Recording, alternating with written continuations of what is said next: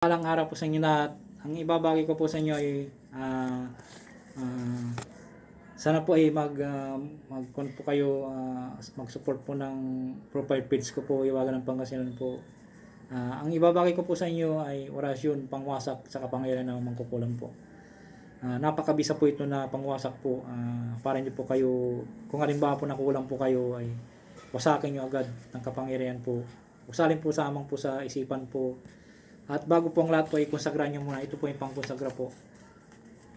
Hoc isinem corpus meum, hic isinem calix sanguinis mei, novi eternit sementi, isinem pidai qui probobis et pro mortis ipunditor, in remissionem peccatorum, Jesus sumo Salvador po. At isunod po yung orasyon po, at hapususihan po at ipon nyo sa tubig, inumin po.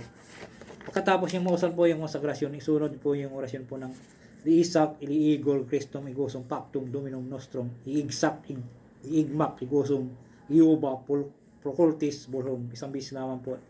Sa pangalan ni Jesucristo nakasarit. Ibulong niyo sa isang tubig. Ang gawin niyo po ay konsagra niyo muna sa isang basong tubig. Iuunahin niyo muna ang pangkonsagra. Tapos isunod niyo po yung orasyon. Tapos susiyan po. Tapos ihipon niyo sa tubig, ipainom sa pasyente o kayo pong uminom. At siguradong mawawasak po ang kapangyarihan na mangkukulam po. Sa mga naniniwala po, maraming salamat po sa inyo lahat.